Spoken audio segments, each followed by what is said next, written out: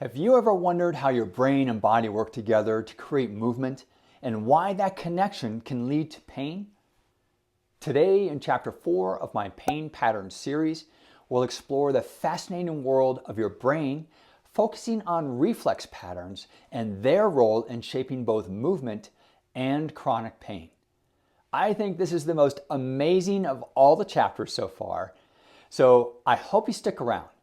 If you haven't watched the previous 3 pain pattern videos, please do so. Otherwise, this video might be a little confusing to you. They are short videos, so it won't take much time, but they provide a critical foundation to the information in this video. Let's dive in. The brain is like your body's master control center. It processes sensory input, directs motor output, and coordinates movement. But it also has a critical role in pain. Chronic pain often stems not just from injury, but how your brain learns and reinforces inefficient or harmful movement patterns over time. The motor cortex sends movement commands, while the sensory cortex receives input about what's happening in the body. Together, they create a feedback loop to refine movement. And this feedback loop is flexible. Training can reshape your brain's homunculus map, which is basically how our body is mapped on our brain, according to the relative importance of the structures. This can improve movement and reduce pain. Behind the brainstem lies the cerebellum, a small but powerful area that manages coordination, muscle tone, and habitual movements, like walking or typing. It's a storage center for learned movement patterns. The cerebellum is also vital for posture and proprioception, your ability to sense your body's position in space. Reflexes are another way the brain and body communicate to protect you. Take the knee-jerk reflex. When tapped, your muscle spindles sense rapid lengthening and signal the muscle to contract without needing your conscious input. This quick response is essential for injury prevention and gives us insight into the health of the nervous system. Beyond simple reflexes, our body has larger reflex patterns like the startle, landau, and crossed extensor reflexes. These patterns are hardwired into us from birth and shape how we develop and respond to stress or danger. Here they are. The startle reflex, which is responsible for how we respond to sudden noises or stressors. The landau reflex, which helps us lift our heads as babies when learning to crawl and when we transition from crawling to an upright posture. And finally, the crossed extensor reflex, which helps us unload quickly from a painful incident.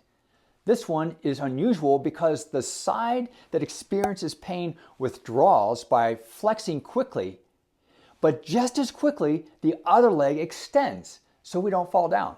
While these reflex patterns are typically overridden with daily activities, especially as we develop, we still tap into these ancient patterns in our adult lives. You'll see in just a moment that these reflex patterns contribute to longer lasting tension and pain patterns if left unchecked.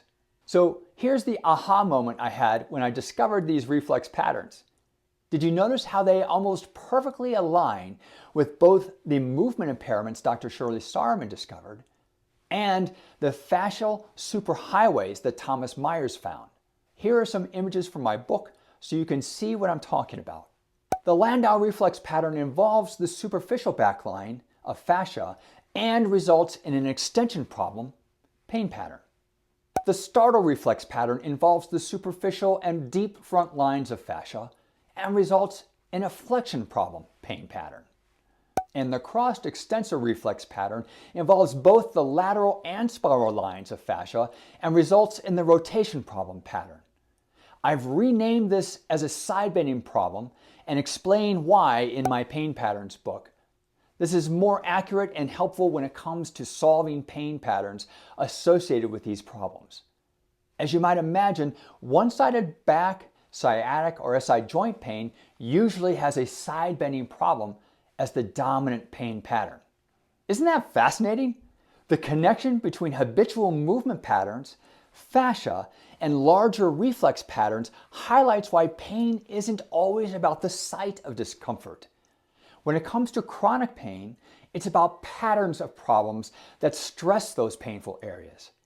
This explains why issues like sciatic nerve pain often stem from a combination of movement, fascia, and reflex patterns creating stress to the sciatic nerve either at the back, pelvis, or elsewhere, not just from some damaged tissue in the lower back. Before your head starts swimming with all this information, it's only important to have a general idea that your pain likely has its roots in larger patterns of problems than what your practitioners have been looking at until now. That's why it hasn't gone away yet. Understanding these connections is key to breaking the cycle of chronic pain. And you'll soon see understanding which of these 3 pain patterns you have is the key to knowing how to solve your pain. So how can you use this knowledge? Well, if you're a person suffering from chronic back pain, sciatica, or other pain, start by figuring out which pain patterns you have. There are only 2 tests you need to do. I'll show you these in chapters 6 and 7.